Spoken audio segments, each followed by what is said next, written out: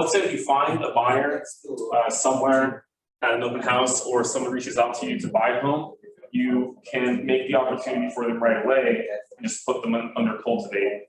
That way the opportunity is ready. Okay. Right. So in this example, we're doing a full, like we already met with them, we know who they are, and they're going to be purchasing the home, right? You could put these opportunities in before that we kind of see what your pipeline looks like, right? And that's something that I probably would recommend doing that as soon as possible. That way you can start building out how many buyers that you have, how many active people that are looking that you have, and that way you can just follow up and then have a mental note of who's more serious and who's just in the database because you're following up with them, right? So now that we've created the opportunity for the buyer, for John Doe, right? We have the opportunity here, and we just click on that, and it'll take us to the opportunity page, right?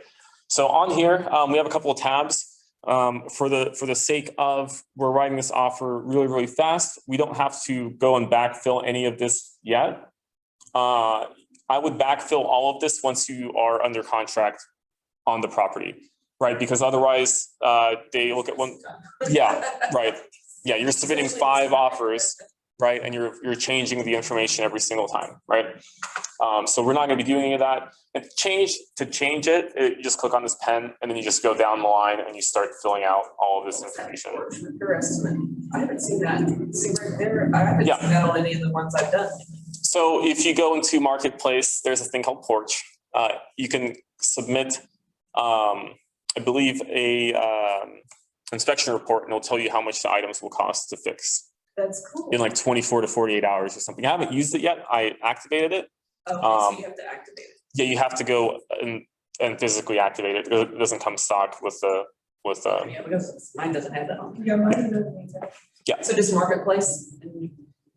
Yes, you just go to Marketplace and then you just type it in Porch. Yeah. Yeah. So so we have our details, buyer profile. You don't have to worry about any of this right now. None of it matters. You're just here to write the offer, right? So we go into documents, right?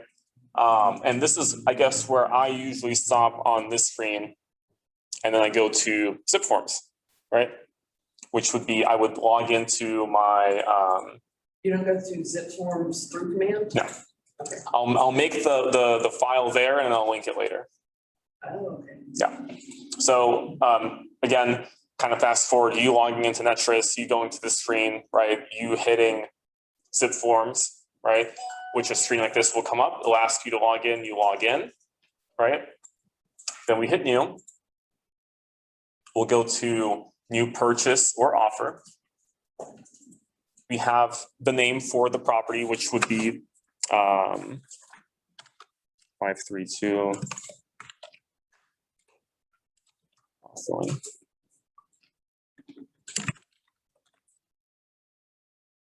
Allen, Texas, right? We'll go through, we'll do residential, we'll do active.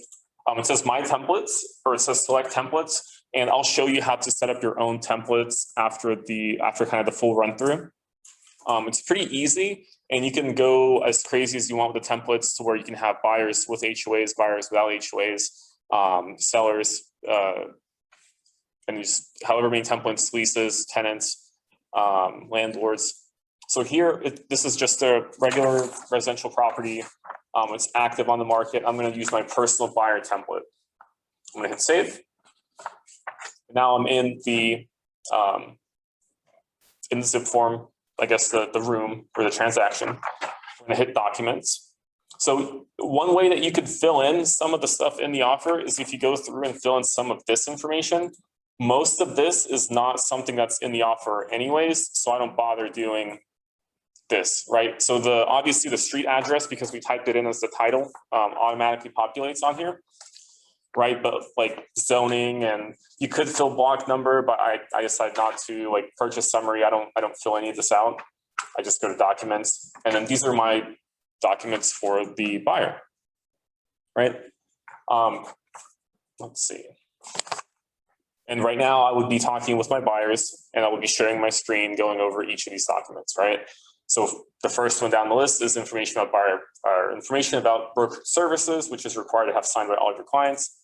As you can see, because it is a template, all of it's already filled out, right? So there's nothing for me to do on this document. All I have to do is just send them and have both their initials and the date, and that's it, right? And that's why I think this route is a lot better for me personally, because all this information is already filled out for me. I did it one time in the templates tab, and now I can just pull this and I don't have to do anything on this, right? There's a couple of documents that there's really not much to do on because it's something like this, right? But keep in mind that this will probably take you 10 minutes to fill out, because you're like, okay, what's our brokerage license number? What's Bob's license number? What's Mr. Brody's license number, right? What's all of the rest of this information? So once we have that filled out, or we go over that with our client, go back, and go down to the next one, right? This one you have to fill some stuff on, right? We have clients. So let's say that this is, again, John Doe. You can fill in this information for the home address. I usually don't. You can put their phone number in here. I'll just put mine in here. Because ideally the agreement is between the broker and the buyer, right? So we're gonna keep going. And again, as you can see, some of this is already filled out for me. So all I'm doing is I'm just going through and I'm typing in, okay, when does this start, right? It starts today, and I usually do like 6 months. So let's do October the 1st, right? Again, in the real world, you're going to be going over this with your buyers, right? You're going to be telling them about the different representation, what intermediary means, right? You're going to be going over this paragraph. Again, this is by default. I already have it checked, right? We don't have any relocation companies or anything we're paying out for this buyer. So we just go through that. We keep going. Again, things that you're talking over with your client. We have the commissions already in there. If this was a lease, I would remove this, right? And I would type something into here. What do you put in there for a lease? Because it could be anything. I just do 50. Okay. And then just whatever it is, whatever the lease comes. Okay. Yeah, yeah. I don't personally doesn't matter for me. I usually just leave it blank. Yeah, I mean, even if you just have it signed like this is more than fine. Yeah, again, you're going to go over all of these paragraphs with your buyers. We don't have anything for construction or service. It's just a regular home in Allen. Protection period 30 days. You can put however many days that you want in there. I usually see 30 to 60 days. Do you see anything other than that? I mean, that's, yeah. 30. It's a personal preference. Accounts payable, Collin County, right? We're going to go through. If we have any additional documents, so this would be something about, like if we had anything about mold or property insurance, if you gave any of these additional notices, you would just check these off, right? The one that's already picked for you, the information about brokerage services, that one's already auto-selected for you because it's required that you deliver that document. Special provisions, so if you had anything extra with the buyer, anything tangible, that's normally where that would go, but most of the time there's nothing to put there. Again, more notices to discuss with your buyer. Again, consult an attorney before signing this document. And again, we only have one buyer, so we just have John Doe right here. And this is already, again, pre-filled in the template form, right? We hit save, and then we go back, right? Now we get to the actual offer. In order to do it through DocuSign, is it? No. Oh, wow. Yeah. Yeah. But So Zip forms talks to each other. So if you look, like stuff's already filled in. Mhm. Like John Doe's name switches over there for you. And if it's Yeah. John Doe and Tracy Doe, they both fill in for Yeah. you. And it saves Yes. you have to type everything all the time. And Yeah. DocuSign doesn't talk to each other. it's a lot easier because, again, in the buyer rep agreement, we already identified that our buyer is John Doe, right? And so he is already put in here because that's the buyer, right? It's in the buyer paragraph, right? And now we'll go through and we'll fill out the sell information, right? And this is, again, where these tabs are handy because you already have the tab open. Go back to Matrix, right? You go back to, sometimes it's down here. Most of the time it's not. I would never probably put your buyer seller's information down here because I'm pretty sure it's public. So you just go into their tax, and then we have, let's see. We have Christian and Casey. Great names to say while I have a list. And you can copy and paste, which makes it better, faster. You can, yes. So Highlight, copy and paste. Oh, with that concern, you can't. Yeah, you can copy and paste with any of them, but it's just when you're filling it out, FYI, that's a little secret to do. Control C to copy, Control V to paste, and it just makes it, instead of you typing out Robert Smith or whatever. yeah, it's so much faster. And again, as you can see that some of this is already filled out, right? Like Allen, the city, because that was just information that we put in there. We have the known as, which is the address and the zip code, right? We needed the lot, which again, if you had highlighted it, you can just see it right away. So it looks like the lot is 14 and the block is 3. Right? And then here, we would put the subdivision name, which is Windridge. You can also highlight the subdivision on the tax page too, because usually it's some kind of blah, blah, blah, blah, blah. Yeah, depending, sometimes it's a really long one. There's multiple ways of doing it. I think copying and pasting is super fast, but for me, I feel like sometimes I'll make a mistake. So I just like to look at the I do both. and then double check it after. So again, there's nothing in exclusions for this property. There's nothing there. So I usually put NA. It's not required to put anything in there. Yeah, he'll tell you to put, so for sales price, right? Again, we're just filling this out. We're just going down by the highlighted yellow boxes, right? So this is going to be a third-party financing addendum, which means that the buyer is using third-party financing, right? Let's say that the property is 249 and he's going to put in 250 for the home, right? He's doing 50,000 cash just to make the numbers a little easier. So we're going to put 50,000 for cash. As you can see, once we're putting these in, the numbers match up right here, and then we'll do 200,000 for financing. Sure. Yeah, there we go. So, and math is done for you. I'm pretty sure in DocuSign the math is not done for you. So, excuse me. Yeah. So again, done with this section. This is something that I also will write down on my MLS paper. I will write down how much they're financing because you'll need it later for the third-party financing, right? Here it's easy, it's 200,000, but sometimes it'll be like 183,900 or something, right? Or it'll be a number that you can't easily remember. So that way you don't have to double check. So you'll just put down that they're doing 200,000 financing somewhere on a piece of paper. There's no leases on the property, so we're gonna keep going. Now we get to earnest money and termination option. So this is new, something that was put in, there's like a date on here somewhere, like two or 3 months ago.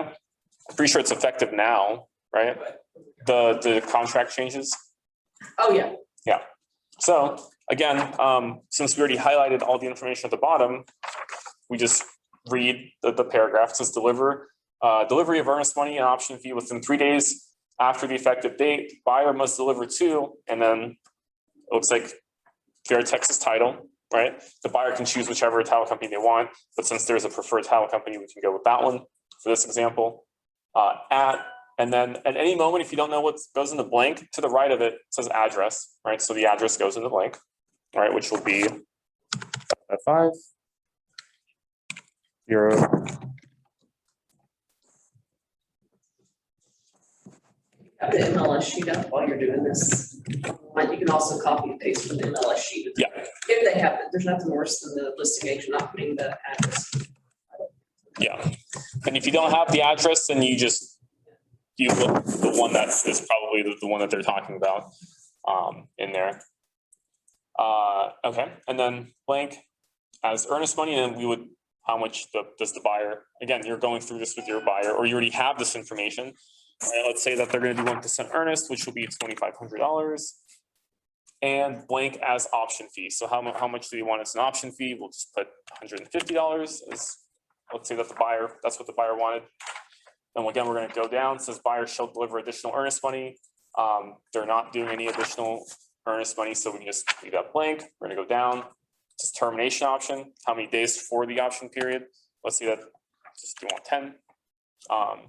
Again, this is for the purpose of an example. in the real world, these numbers are probably not something that's going to win you an offer. We're gonna keep going. Title policy and survey. We're gonna have the seller pay for it. It's gonna be issued by Texas Title. We're gonna keep going. The title policy will be amended at a buyer's expense, something that the buyer wants. We're gonna go through. Again, as we're going through, we're going over with the buyer. So obviously under each paragraph, you're gonna have a 5-10 minute discussion, unless this is the third or the fourth offer, which they already know what they want. So there's nothing to discuss. So it will just kind of be like, okay, so there is or there isn't a survey, right? If there is a survey, we're gonna do paragraph. We're gonna have like 5 days for them to deliver. And then if for whatever reason the survey doesn't go through, we can just have the buyer pay for it, right? We'll go through objectives. There's nothing that they want to have done to the property that will prohibit them from buying the property, like building a pool or something. Give 3 days for the objections. We're gonna keep going. I usually, if I can, speak in longer. For the objections? Yeah, Yeah. I've been putting 5 and 7 because most agents don't even read that or know what it means, but it gives you that much longer. It's another out for your client. So if I give them more days to object, I've just started putting in, because nobody's ever questioned me on it. No one looks at this paragraph right here. That's actually a very good point. I really don't. So Yeah. I don't know that it's an out. It's one of those buyers out, one of your buyers outs. Yeah, so it's something that once they receive the commitment, and I think the survey, so whatever they receive down here in this paragraph, that's as soon as they receive all of those documents, they'll have that many days to terminate, based on if they like it or not, or based on, they don't have to give a reason. Like it. They can say, no, I don't, I've got this, and I want to terminate based on, and then they have, it's numbered, but based on like the survey or whatever. You don't have to explain to them why you didn't like the survey. It doesn't have to do anything with the survey either. It's just a way for your clients to get out, which will, in a way, that's like a different, its own option period, I guess, during the time, because you can terminate based another buyer's out based on that. Yeah. if you need it. And you put 5 to 7. Well, you don't put a dash. You just put whatever. Well, at first, I had 3. we were taught 3 by Bob, kind of like in the beginning, but then the market's crazier, and the more when I realized it was an out, then I started putting 5. And now sometimes I put 7 or 10 because nobody ever looks at it and they don't know. And it's just, it's in the best interest of your buyer. And like I've started putting 10 and nobody's ever questioned me about it. Yeah, because I guess most people only look at earnest money option and I guess if there was an HOA, no one actually looks at the objections paragraph. So like they don't skim it. So I've started putting 10. Yeah. If you want to be more under the radar, put 9. So it's still just a single digit number. But again, it's, Yeah, it's something that they'll probably scroll by because that I guess is not something that's tangible they can bring their seller, right? Based on how much they're going to net, right? All of these factors. I mean, and there are seasoned agents in this office, and by seasoned, been doing business for 10 years or more, that was asking me questions. 2 of them have asked me questions because I was the only one up here at night from the day, and they'd asked about this. I'm like, it's another out for your client. They didn't even realize it. Yeah. Yeah, it's a pretty good one. Yeah, well, you always have to know like when you receive those documents to be able to. You have to keep up with it. Yeah, but again, I'm assuming everyone here obviously will keep up with the transaction. But it's based off of the survey. So once you read the paragraph, it says 5 days after the buyer receives the commitment, right? It's the HOA documents, basically. The HOA documents, the survey, some of the other documents from the title company, and then there is a time to cure it. But I don't want to go into, I guess. That's Bob's class. That's a Bob's class type of conversation. But yeah, so we're going to just put 5 days in there. This property is not in an HOA, so we're just going to put that it's not an HOA. Since most of my clients, most of their properties are not in an HOA, my template just has not selected already. But again, just because it's in a template, you can change it. So just because you do it in a template, you can always adjust it later. Right, so it's not set in stone. So we're gonna keep going. Again, going over with the client. They receive the seller's disclosure because we have it on the MLS. We've sent that to them, so we have it. They're gonna buy the property as is. Again, this is stuff that I already have like pre-selected because that's usually what one of my most common selections are. Again, if I really want to, I can just change this and do this, right? It's not the biggest deal. So we're gonna keep going. There's no home warranties or anything like that. People aren't asking for home warranties right now, but that's where you'd put like, before it got crazy, you'd put like $500, yeah. For this price point of a house. If it's $500,000 house, put 600 or 700. 750, yeah. Put 800 or something like that. Yeah, I do like the fact that they moved this down here about being the disclosure of if the buyer or the seller or anyone in the transaction is related to anyone for transparency, right? So there's nothing for us to fill out here. We're just gonna keep going. Closing. Let's say that we have a pre-put close, 30th of June. Again, just once you hit here, you select the date and it fills everything out for you. Possession. We're going to have it upon closing and funding. So once the property is closed, that's when, and funded, that's when the buyer will take ownership of the property. Nothing in special provisions, nothing in settlements and expenses. We're keep going. This is where I would write the notices for who receives the documents, right? Who the buyer's information, the seller's information, the agent's information is usually the one that goes in here. We have a third-party financing addendum. And with just this regular buyer, nothing too fancy. That's all we have is just third-party financing addendum. And keep going. I have to fill this out. As you can see, the sellers, their name is already here, right? So you don't have to go and waste your time and write out these sellers' information. It's already here. So that way, all we need to do is put the signature for the buyer, and we're done. So we're gonna keep going. I can fill this out, but for the purpose of not taking forever, I'm not gonna do that. But this is where you would put everything that's down here. So like the listing agent, right? The things I told you to highlight is listing brokerage firm. On here, we'll have Keller Williams Realty Plan, right? We have our license number, which is the broker's license number, which is another one that's highlighted for you, right? So basically, you'll just look at this and then you'll just fill this out. Obviously, it would not be Keller Williams Realty Plano if it was another listing, but since it's Megan's, that's what will go in here. You'll fill this out. Again, this is copy and paste all this. You can copy and paste all of it. Yeah. Yeah, you can copy and paste all of it. The MLS list. There's nothing that we do here. You hit save. And this is basically the part that takes the longest for the offer. Now we just keep going down the line. Third-party financing. We scroll all the way up. So let's say that they're going to use a conventional loan, right? One loan for, and again, here is where you would have that loan number written down, however much they're using for financing. So this one's really easy. They're going to do 200,000, right? Paid in full in 30 years, with interest not to exceed 3.3 1/4 for the first years, and the origination not to exceed over 1%. So this is usually what I would put in here. Obviously, the interest rate would be different depending on the time of the real estate market, because before it would not be 3 1/4, it would be 4. Yeah. So again, the rest of these are right veterans loans, FHA, VA, USDA. You don't need any of that.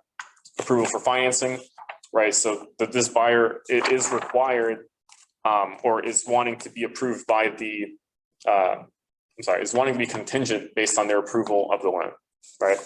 So we're going to have that, and we're going to give them like 21 days to be approved, which is, I guess, astronomical at this moment. Yeah. You'd want probably closer to 15. Some deals are saying they're in the instructions, it will ask you what the preferred names are, but 20-ish is generally in a normal market. 20 is kind of like what, but your buyer should have already, before you take your buyer out, you want them to have submitted their paper, not just gotten the little pre-approval because they told them stuff, they pulled credit, but have already submitted their documents to the loan officer so that they're ready to send it over to underwriting as soon as you buy the property. Yeah, that way it moves the process along a lot faster, and plus you're more of a solid buyer for the listing agent and for the seller, right? Can you say that again? So if you have the pre-approval from the lender, what else do you need? Well, there's they get initial pre-approval by pulling their credit score and stuff, and they've told them what they make, and they've sent them a few things, but you want to make sure. So that's the step that most already use. But then where it bogs down is that underwriting is going to start asking for paperwork, or they didn't get them their tax returns yet. They're just going off of what the pay stub, things like that. You want to make sure they've gotten all the documents that have been requested at that point in time. Not that something else might come up, but have gotten that done, because then they're solid and ready to go. Because that's generally what holds it up nowadays, because the buyer doesn't give them some kind of piece of paperwork. And then it's delayed by 3 or 5 days or a week.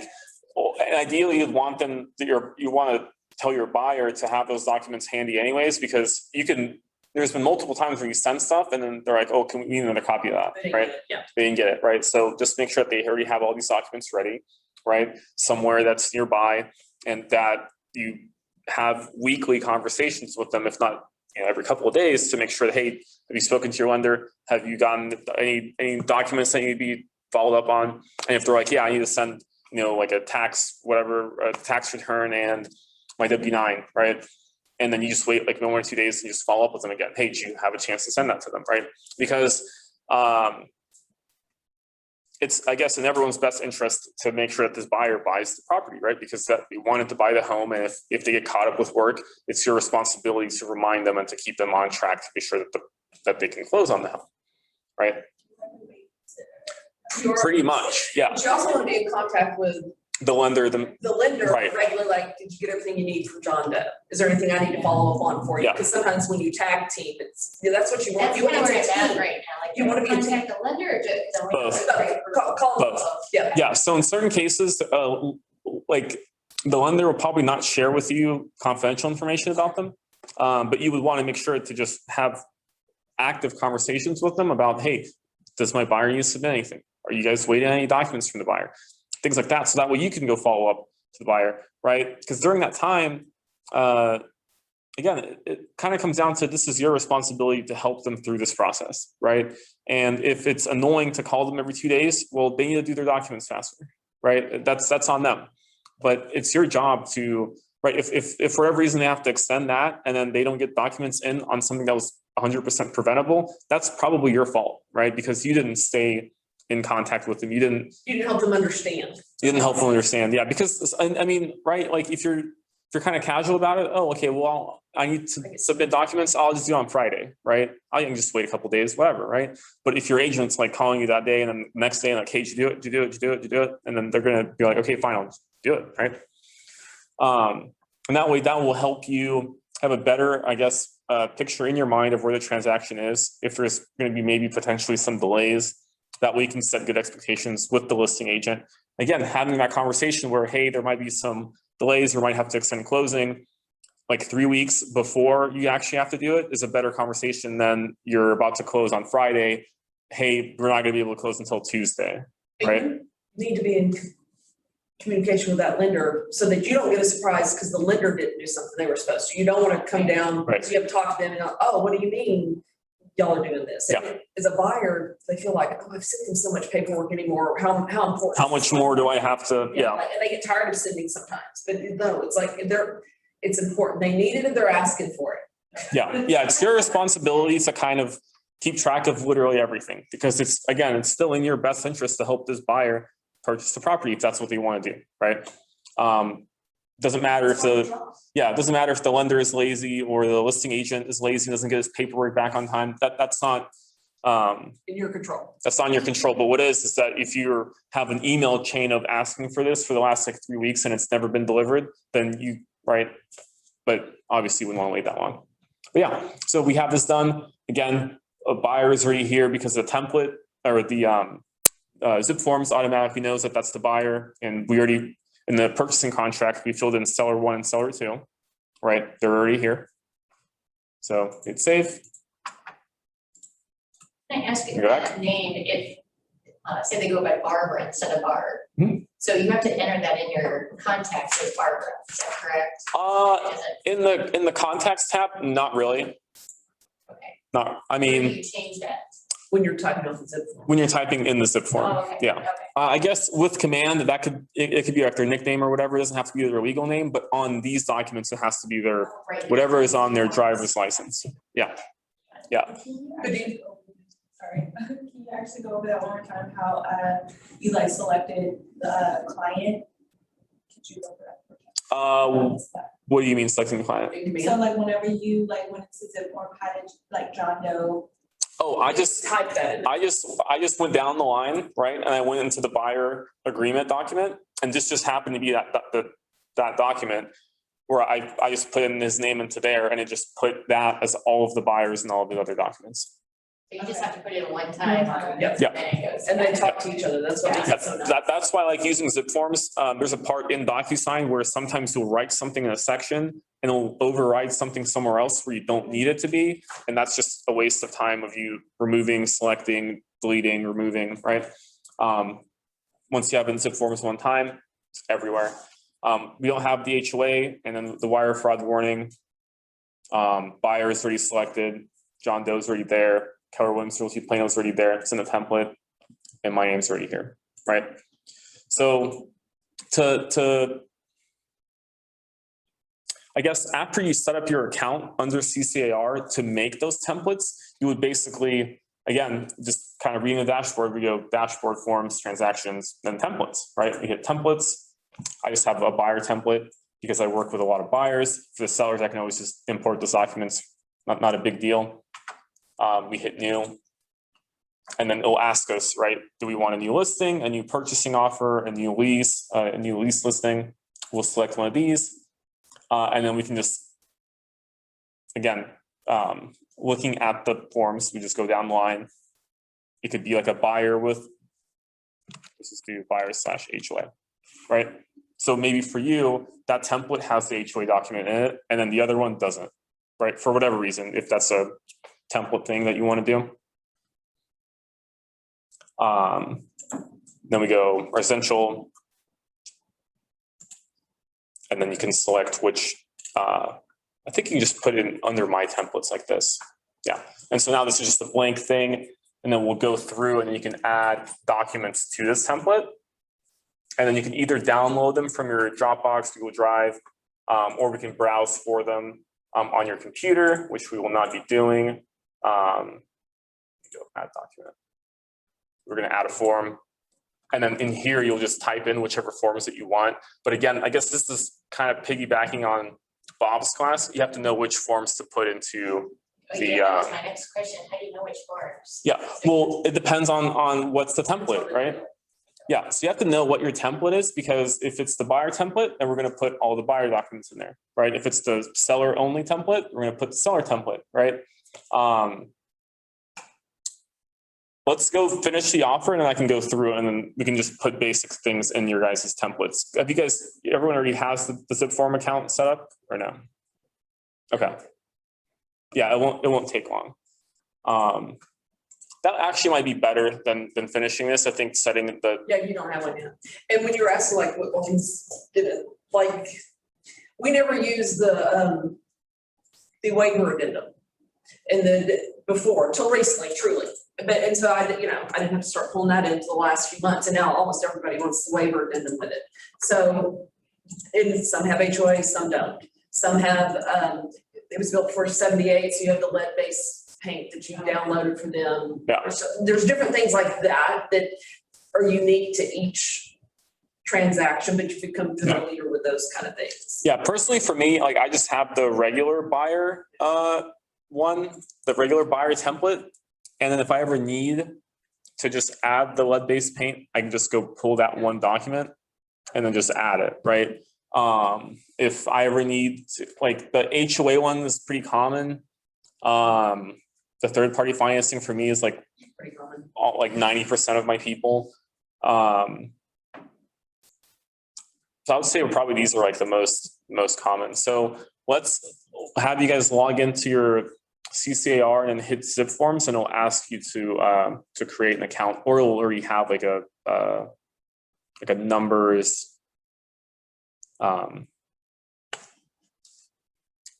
dash like zip forms. One thing that you can show us, if you can, is how zip form goes over to the. Yeah, so once we have that set up, we'll have your guys' information and then we'll import it into DocuSign. So hit log into Forms Plus. I think sign in with NAR, alternate username. So you don't, unless you already have no, okay. So should I create no account? No, I would hit sign in with your NAR. Yeah. So is there a difference between zip form and zip form plus? I think zip form plus is what we have. Yeah, you said it's zip forms. Oh, I thought it was plus. It says plus up the top right. Oh. Yeah. Okay, You get the Yeah, credit from I have the plus. contract, right? Okay, and then, Log into zip forms plus. Sales is closed. And then you would hit the sign in with NAR, and then it'll have you, it'll like have you either create an account if you don't have one, okay, or sign it to And then you that. can do one. Okay, so I click into somebody's play, sign in with my So that's it. That's how you figure out, but it's where based on whatever. My sign in the contract. my sign in, So where It's not closing it. Mhm. It's. Do you know what the password is for that? It's closed. Your NAR password? It terminates. Or It's how many days pass. I think that the email is the You look at username. the closing date, the 2 weeks past the closing date, if they ask for mine, it's 1 month past the closing Have you date. 5 made days, an email for NAR And that's the date. for the National But that's all. Association of Realtors, Yeah. not And the then local? generally, Okay, so I think if you have not, you have to register or hit forget username or password and just type in your email and see if there's already one for you.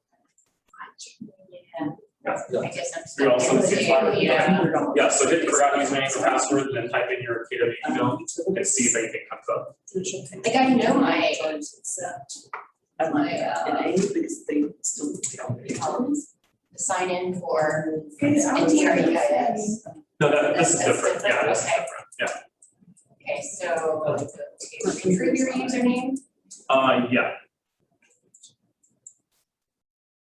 And see if you, They just can't. see if you have one. If you here. So I think so nerd's ID is something that you need to hit find. It's not your license. So I think on there it says find your an RDIS ID. Sorry. Yeah, and then you just type in whatever the Okay, last name and first name, whatever you choose. Did you have to, you need to put date and time there, because if it's the 30th, they may, they call it. Oh, They not- or, so I always type whatever that is there. I usually do 5, 6. It doesn't really matter if you want to know. Did you get the number? Or no? Yeah, so it's a seller meeting, so that is a seller. Yep, this is, yes, this is person selling. And then this.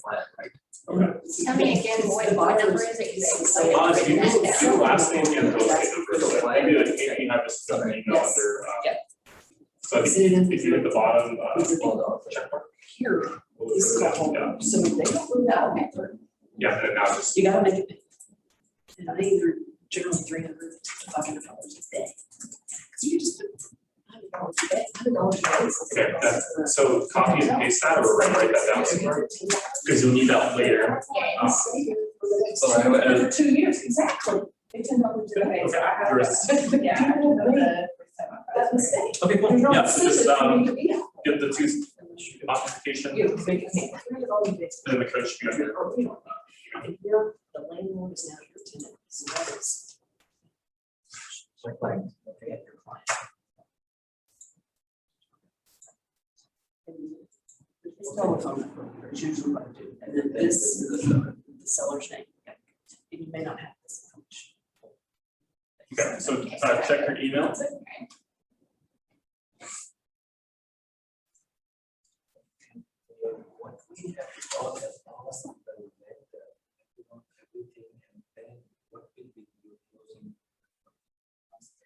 You call and ask him like, where's John on his documents, is there anything I can help you, do you have everything you need? And he'll say, oh yeah, he's submitted everything, it's the underwriter, we should know something in 48 hours. Or we'll be like, John hasn't submitted ABC, and so you call John, hey John, I'm just talking about it today, and she says you haven't see, we have the document ready to go. I want to call them. They got it. Mhm. No, I want to call them.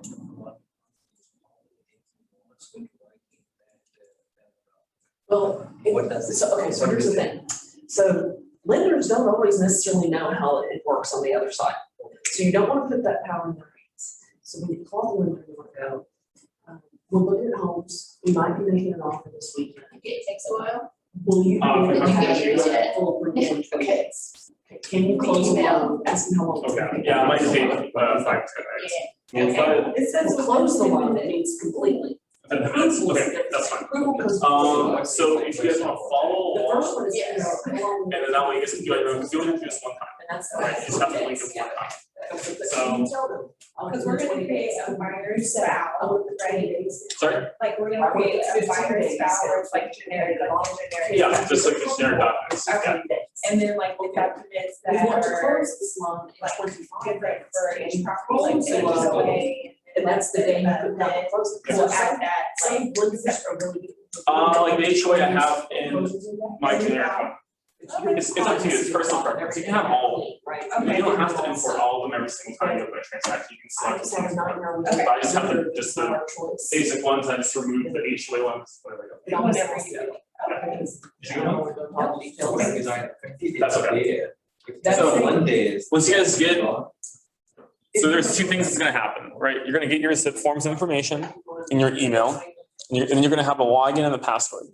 The login is gonna be a bunch of numbers dash, like zipforms.com. It'll be like an email, and then the username will be whichever username that you choose, right? So once you log in one time with the weird username and password, you're gonna hit the Me button over here. You're gonna go to Profile and Settings, and you're gonna fill all of this out. Well, to the best of your ability, right? Like I don't have an email signature or anything. I just have my information. And then under Sign and Security, your username here, the first time you log in, will be a bunch of numbers dash zip forms, right? Just change it to your KW email and then just hit save. That way, whenever you're logging into zip forms next time, you type in your KW email and then the password that you have instead of the really long number password. That. That's the first part of linking the zip forms to the DocuSign. So once you have that, then you'll have your username, which is your email, right? And you'll have your password, which is the password you have on here. Now, we're kind of doing 2 little separate timelines here.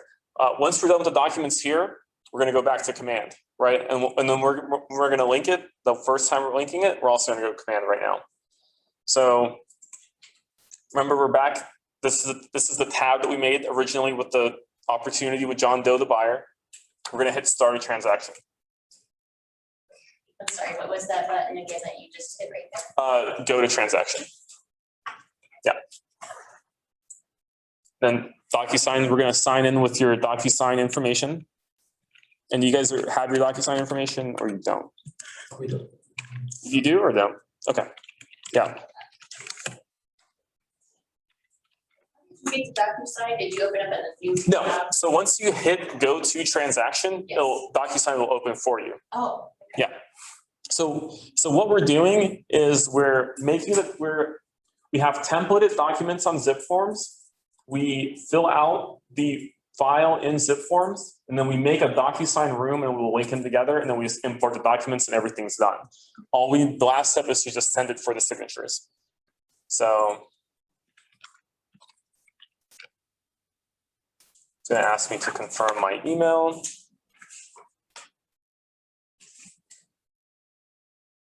So we can use a zip form, we can send the documents from using zip form to our clients as well. I'm not sure. I'm pretty sure you can. Yeah. You can do it through zip forms. I just do it through Okay. DocuSign. Yeah. In DocuSign is where you put the little box where like whenever you get in their email, they can just like click it and sign it. Yeah. Yeah. So and DocuSign as well, that's where you'll put any additional like squares where they need to sign or That's how you'll send it for them to get it signed. So again, we're opening up this, right? We have documents, there's nothing in here, right? To link these two together, and this is separate. So you'll do this one time. To link these two together, I believe you'll hit manage profile. And then we'll go to connectivity app, or let's see. References. Yeah, it's been a minute since I've linked these two together. Because on there we'll have a couple of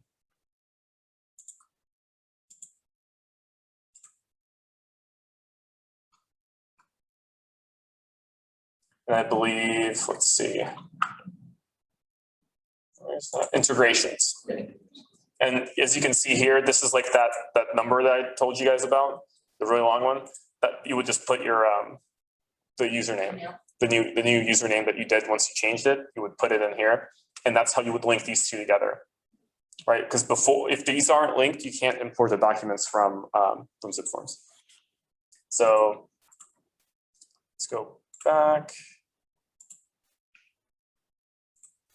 Okay, so I guess picture it that you already have this all linked and that you kind of followed all the steps up until this point, right? So we have all the documents in here in zip forms. Now we go back to DocuSign, we hit add, we'll go to zip forms, right? Normally you would go to DocuSign forms if you're using DocuSign, but since we have the zip forms uploaded, we'll go to zip forms. And then as you can see, these are the transactions that I have under there. Right, and I believe the one that we were selecting was the 532 Hawthorne Drive. I think I have two of them because I did a test one earlier. We hit link, then we'll go to linked transaction, and these are all of the documents that we have completed.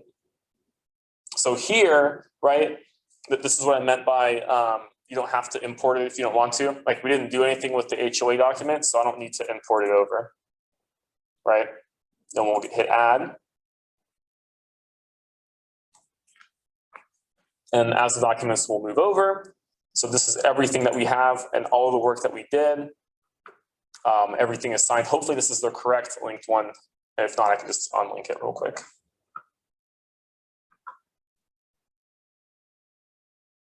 Not sure why it's taking a bit of time.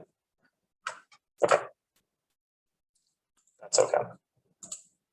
So we have the documents in here. The next step is to add any additional documents that we need, right? So the seller's disclosure is something that we need to add. It's not something that can be templated because it's different for every single seller, right? So all we would do is we would go, again, pull up Netris. We have the documents selected. I'm going to close all these extra tabs. And again, in practice, you would already have these downloaded on your computer because you've sent them to your buyer to look over, right? So we'll just need the seller's disclosure because that's where we need the buyer's signatures and initials. We'll hit download. It's downloading here. We'll go back to the DocuSign room. All we do is just drag and drop, and then the seller's disclosure is in there. Right. There is one other document that you need to input into here that's not in zip forms. It's our office form. And so now we're pulling from DocuSign rooms or DocuSign forms. And we want things from our library. So KW93 is our office. And then we'll need the vendor form.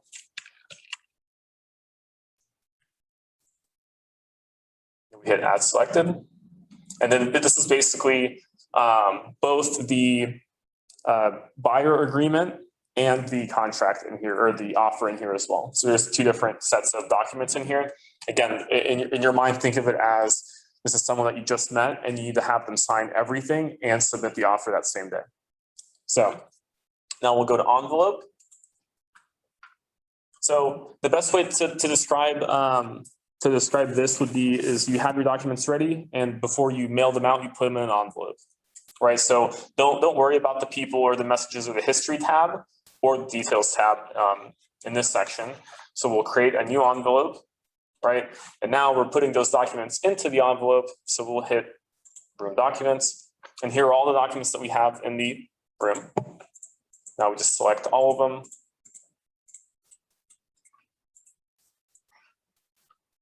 Add select. And then we did new. Then we did, I think it's add or new, the ones at the top right. Yeah, so once you hit that, it'll ask you for, this is an error because I don't think I filled out one of the documents. But so take a look. I did that. Hmm? Add new. Yeah. Then And and hit room documents. And you would select which documents you want for a signature. so this is the right. Yeah.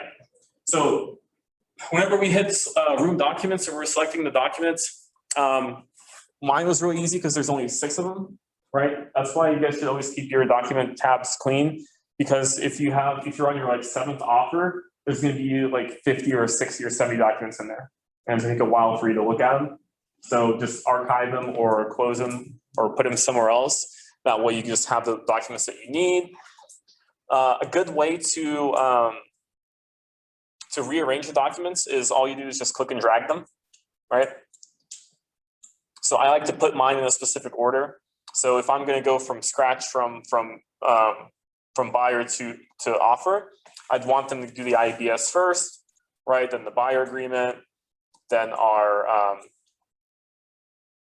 office document, which is not in here because I didn't fill in the information for it. Then we would want the offer, right?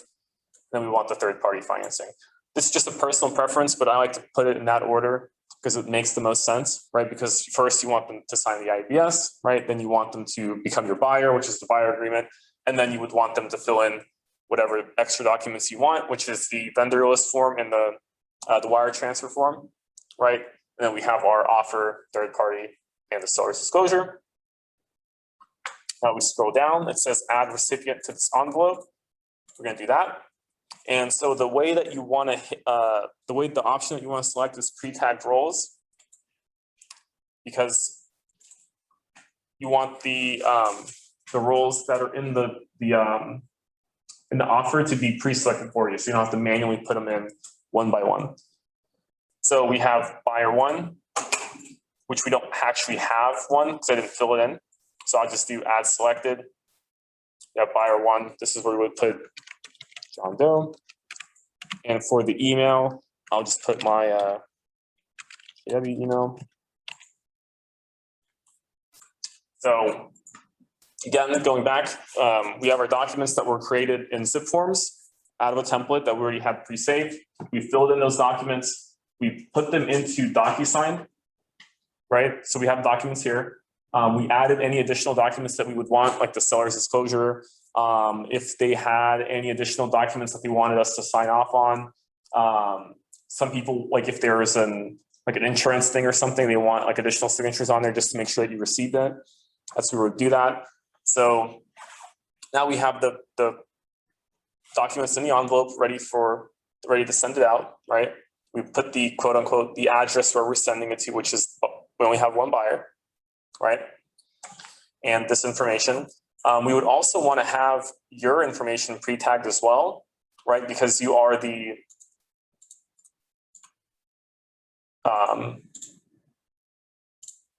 agent for it, right? Because in the buyer agreement, there is a signature box for the agent as well, right? So it has to be both the agent and the buyer. What you want to do with the receipts in the envelope is you want to have them be at one, so that way everyone can sign them at the same time, right? You're able to put an order into these if you want. There's only a couple of cases that you would have to do that.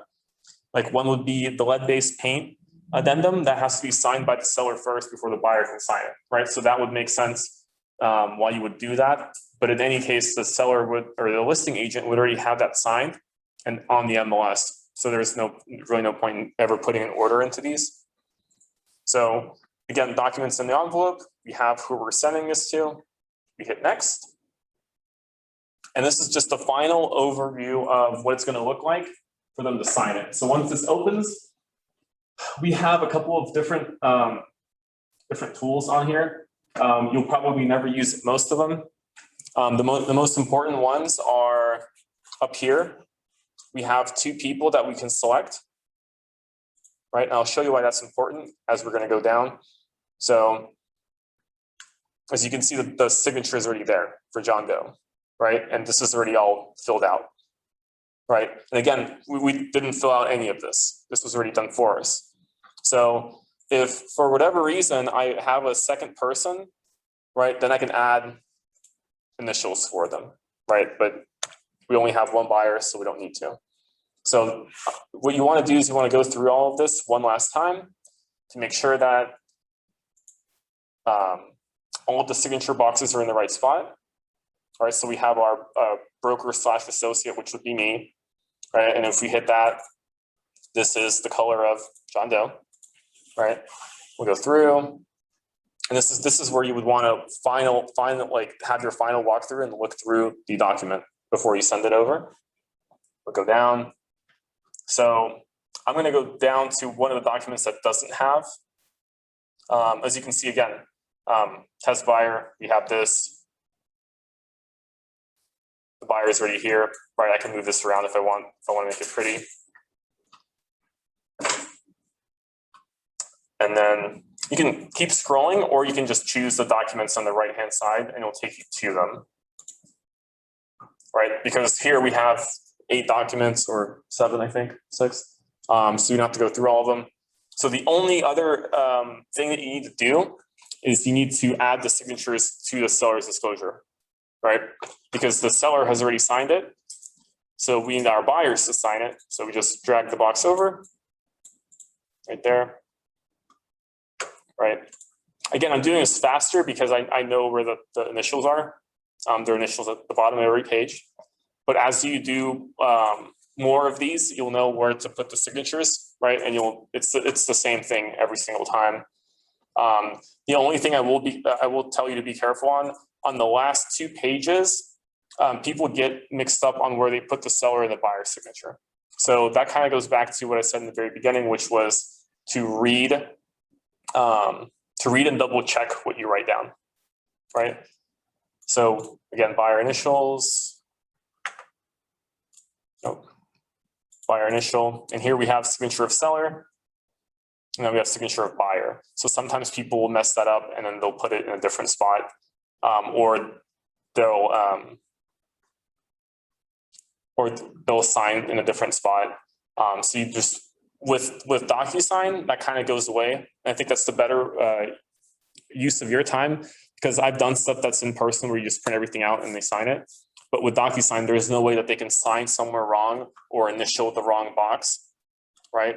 Because as sellers are filling this out, they're not paying attention. They sign up here, right? They sign down here, and now you have to go print out a second last page and then do that. So now we've seen signatures we only have one buyer. We need initial down here actually. This is every page, and then we just put I just put text. I just put John Doe here.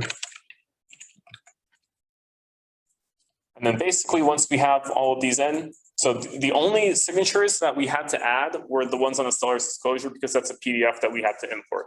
It wasn't something that came from zip forms. So that's why we had to do this section. But after that, we could do preview, which will just show us what it'll look like for them. And after that, we just hit send and they'll get it. So this is a lot faster than going through DocuSign and importing the documents, because with DocuSign, you would have to go and you would have to fill in all of this from scratch, right? You would have to type in all of this information, all of this information from scratch. So you want to use zip forms. Yeah. So you want to use zip forms. You want to go to, again, once you guys get your accounts activated, go into the settings tab and change the email so it doesn't have to be the really long number one, right? So that way you can log into zip forms anywhere, right? I didn't change mine for the longest time because I had it on my laptop and it just auto saved it. So I never had to put it in. But whenever I needed to go use one of the computers here, I'm like, I can't remember what the numbers are, right? So change it to that, link it, And then if you guys want to write down just these documents as just the beginning for the buyer template that you guys will want.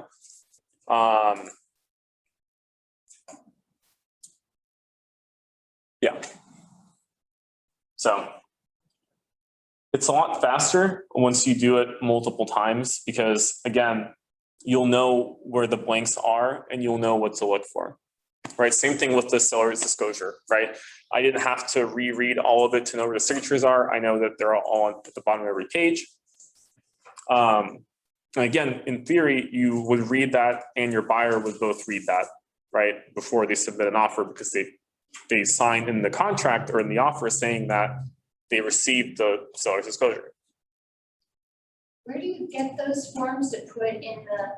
Yeah, so once we're under templates, right? Let's do this blank one. Or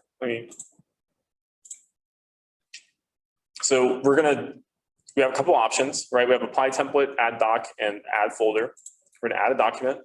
You can import these from all of those sources, right? You just want forms. And now a tab comes up over here, which gives us our form library. Why that's important is that you can change in between these because some documents aren't National Association of Realtors, they're Texas, they're TXR, they're Texas Realtors, right? So if you want to look up, for example,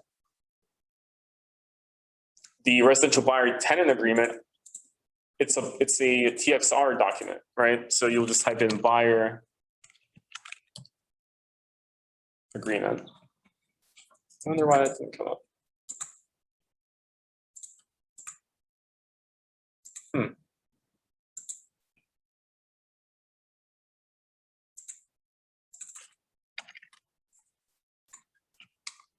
Is it under a different name?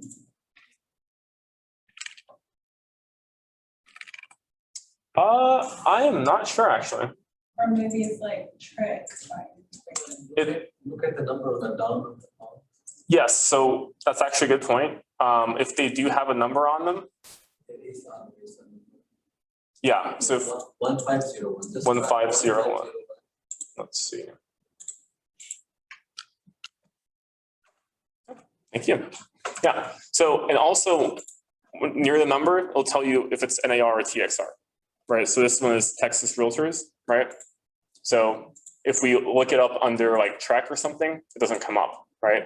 But if you look under a TXR, so it actually didn't have any of the keywords that I typed in. It shortened to RE or resident buyers / tenant. So we do that, and then it adds it to our. I need to have the exact name, right?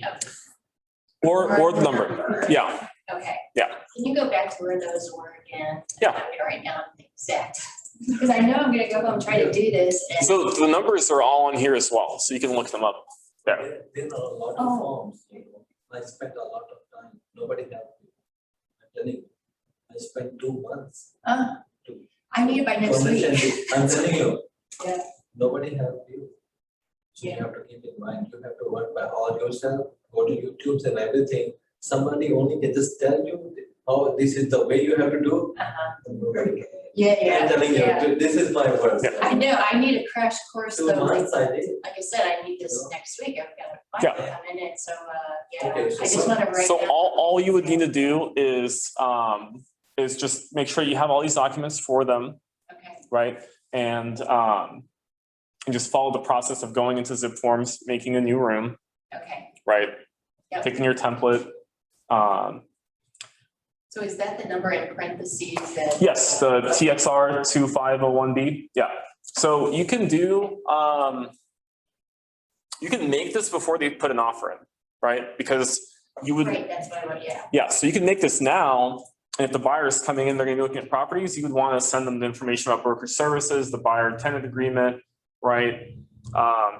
So in DocuSign, remember when we were selecting certain documents to pull from zip forms, we would pull only the ones that we need signed, right? So for just establishing a buyer relationship, we just need the IABS, right? And the buyer agreement and the wire fraud and then the vendor form, and that's it, right? We don't need to pull everything else over because they're not ready to submit an offer, right? They could be a week out or a month out. So what I did, so we had Keller Williams office, some document for the COVID and the Yeah. vendor list and other things we have. What I did, I all put in my template of that zip form. Okay. Everything is there. So I just fill that one there. And then just import all of it. Everything is there, all the template, everything is there. So I no need to every time go and search for something here and there. No. Yeah. My template, everything is inside in zip form, the way you have. But I add others PDF inside. Yeah. So you bring up a good point, right? Whenever you hit add document, you can add documents from like the vendor No form. need to go in again here Yeah. and there and again search, okay? So I did all in zip form. Okay. So that is, for me, is good. Yeah. Okay. Yeah, that's a personal preference. I mean, at the end of the day, But aren't we in? yeah, Okay. So anyone that you ever need, put it in this. Yeah. Okay. Okay, so what's the difference of what he did versus what you did? so you send your documents out of zip forms, right? Yeah, I did all in the template, all everything which we need, by what they need. Yeah. All forms there. And which one form, if we don't need, I just delete that one form.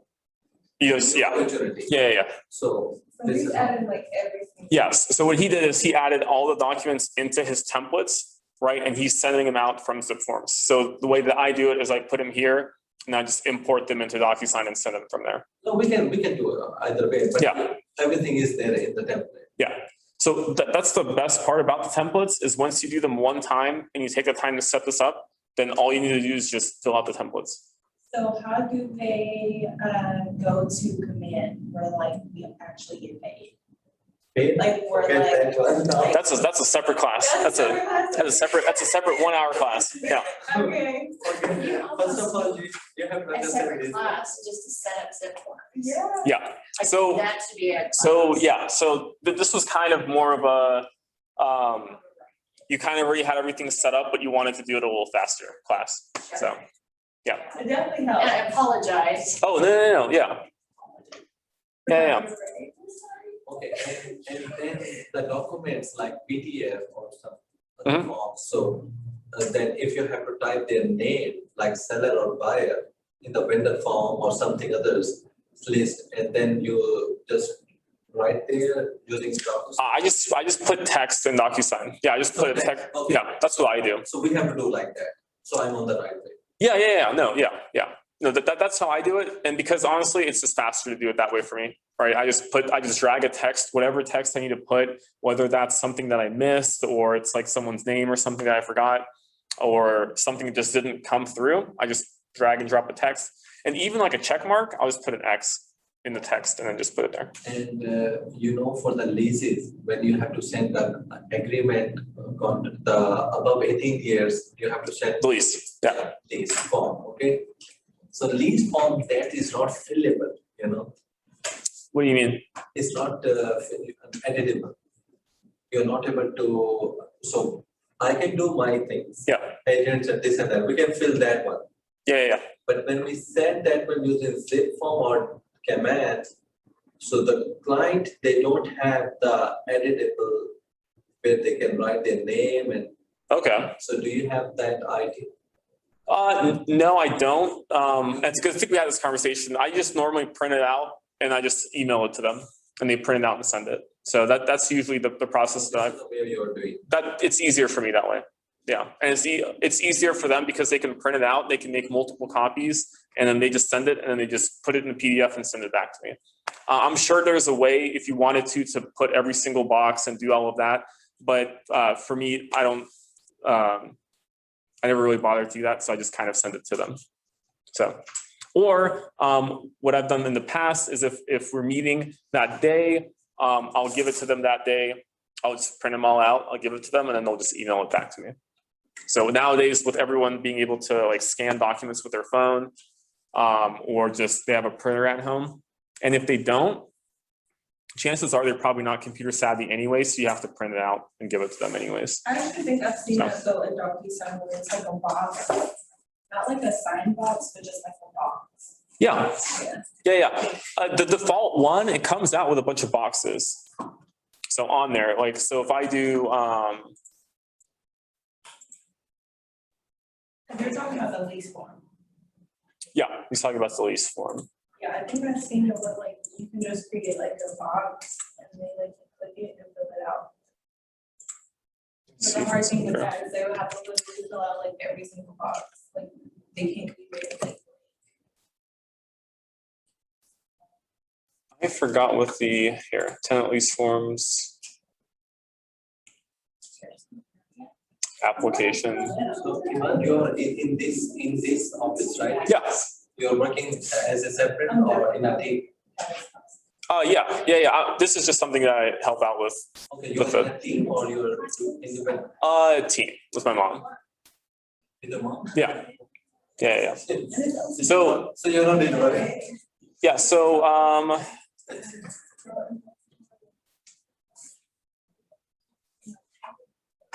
let me make sure that I got this correct. So you said that whenever you hit next, the buyer can't fill out any of the boxes here? Let me see. Pretty sure. Okay. So It can, right now. so these are the boxes that in theory, John Doe, the buyer, should be able to fill out. It can? Yeah. Really? Yeah. Using command. But like I said. All of them are Right? all of them are here, I yeah. think they just know they update this one. But it's It hard. it was not. Okay, because so it depends on what you click, because if you don't do pre-tagged roles, Okay, because if you do just room participants, none of the boxes will be there. okay. But if you do pre-tagged role, and the role that we have is tenant, Okay, and then I put his name as tenant, okay. so when I hit next, So it helped them to, okay. yeah, so I just think it's a little easier because then they have to type in text in every single box like this. Just go to the recipient review and see there. It should be there, but it could be wrong. It is So- there. Let's see. Okay. I can type, yeah. Oh, okay. Yes, I could do like real estate. So we are done. Yeah, I can put like Ivan, right? Co-lease, right? You know, It, yeah, sorry. Yeah. It's difficult to send them and print and write them. It takes a lot of time and they're writing this Yeah. and that. You can't read it. And when we submit this lease to the listing agent and the landlord, and he look 5 people with this typing, Yeah. one person with the handwriting and not able to read, he says, okay, go ahead with this for. okay, yeah, I mean, I've personally never had any issues with the tenant. I mean, I don't know, might be a personal preference thing. For me, I just had them all fill out in pen, just carefully. This is if they have poor handwriting, right, obviously probably not a good idea. This is one way to do it. This is the only. This is the Yeah. right way. Yeah, so, yeah, okay. So as soon as you guys get your NAR stuff back, log into Zip Forms and set up your account, and then just go through and add those templates. And then that way you can start using those templates now, so. Are you having another one of these? I'm not sure. So I have 2 classes for next month, 2 Mondays, and I think one of them is going to be a Q&A, just any random question about command. And then I don't know what the other one would be. So, because the thing is, once we were transitioning to this, there was a lot of classes, a lot of training on it. And that's when we did the bulk of this training, which was then, right? But as new agents coming in, I noticed that a lot of them are using just DocuSign instead of Zip Forms, which I personally find easier, and it saves me a lot of time. So that's kind of why I picked this class for this month. But yeah, if you guys have any suggestions, or I can pretty much teach whatever on command, or any of the third party. As a new agent coming in, it's quite overwhelming. It could be my age too. Yeah. That, yeah. No, yeah. So that's something that it's gonna kind of go away once you write 1, 2, 3 contracts. I was in a way, I guess, fortunate and unfortunate when I first started, because I started working with an investor, which was